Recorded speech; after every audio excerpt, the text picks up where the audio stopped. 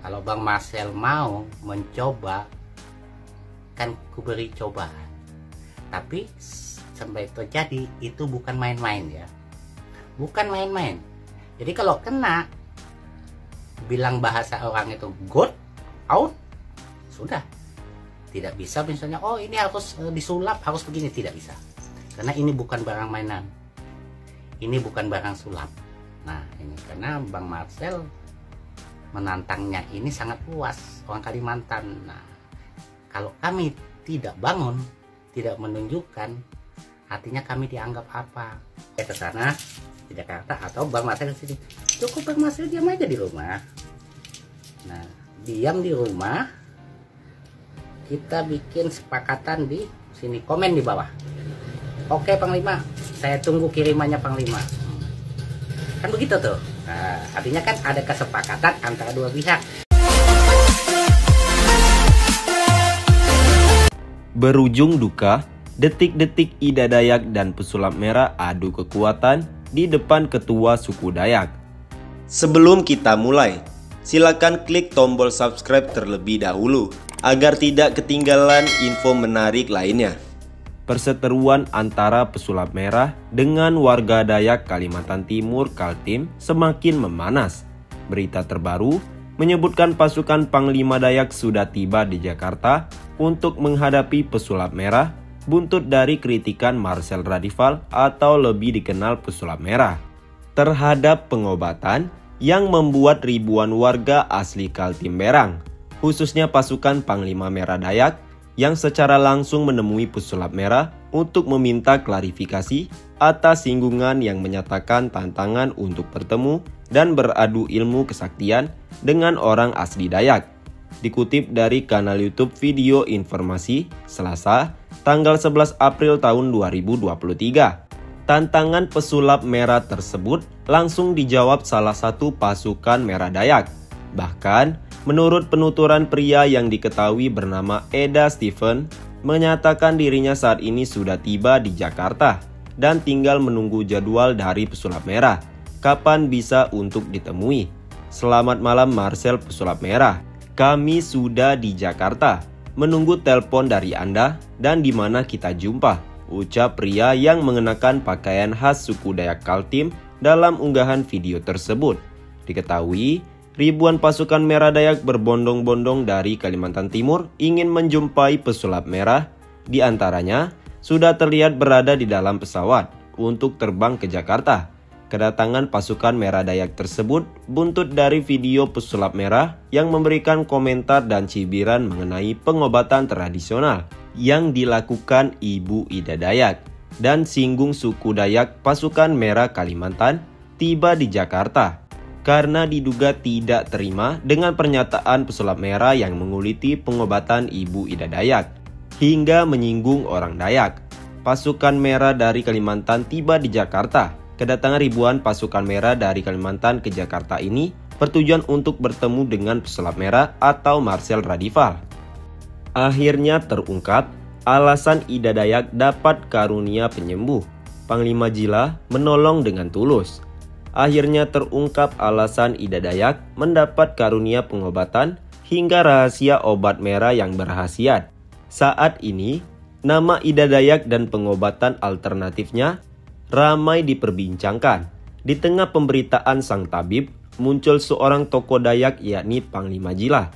Ia adalah tokoh Dayak yang disegani masyarakat di Kalimantan. Seperti diketahui, Panglima Jila dalam wawancara eksklusif dengan Tribun News mengungkapkan, Ida Dayak merupakan seseorang yang beruntung bisa mendapat karunia dari leluhur mereka. Kalau menurut saya, Ibu Ida mendapatkan karunia dari Zumbata untuk menolong orang karena zaman ini banyak yang tidak punya uang berobat ke rumah sakit, ujarnya. Mengutip tayangan YouTube tribunnews.com, Rabu 12 April 2023. Saya rasa ini harus kita dukung. Saya yakin Ibu Ida juga tulus dan mampu menolong orang. Kita kembali ke jati diri kita lewat adat tradisional, imbunya. Ia kemudian mengungkapkan minyak hingga tarian yang dipakai Ida Dayak dalam mengobati pasien. Kami orang Dayak selalu menggunakan ritual adat tradisional, salah satu dengan minyak ubud. Jelas pria bertato itu. Lebih lanjut, Panglima Jila membeberkan jika minyak ubud didapat dari anak burung yang baru menetas. Minyak ubud itu merupakan minyak dari anak burung yang baru menetas. Jadi, anak ubud itu diambil, dipatahkan tulangnya. Nanti besok tulangnya akan nyambung lagi. Nanti anak ubud itu kita oseng, nanti kita ambilnya hari Jumat. Lalu kita oseng, lalu buatlah minyak untuk nolongin orang. Patah tulang, bengkok, ujar Panglima Jila. Menurut Panglima Jila, Ida Dayak mendapat karunia dari Zumbata untuk menolong orang. Karena zaman sekarang berobat sangat mahal, banyak rakyat kita tidak mempunyai dana untuk berobat ke rumah sakit. Katanya, menurutnya, dengan Ida Dayak mengobati orang secara gratis dan hanya membayar minyaknya saja. Itu adalah perbuatan mulia dan patut didukung. Ibu Ida juga saya yakin masih tulus, ikhlas, masih percaya Zumbata. Ibu Ida akan menolong orang, karena pengobatan di Indonesia ini sangat sulit dan dipersulit. Kita kembali ke jati diri, lewat adat, budaya tradisi orang Indonesia, lewat pengobatan tradisional. Sehingga ibu ini dikenal sebagai ibu penolong. Pujinya, menurut Panglima Jila, Ida Dayak yang baik hati dan rendah hati itu adalah hal yang luar biasa. Karena tidak semua orang mau menolong, hampir tidak ada biaya. Panglima Jila memastikan tidak semua orang bisa. Tidak mudah mendapatkan barang ini.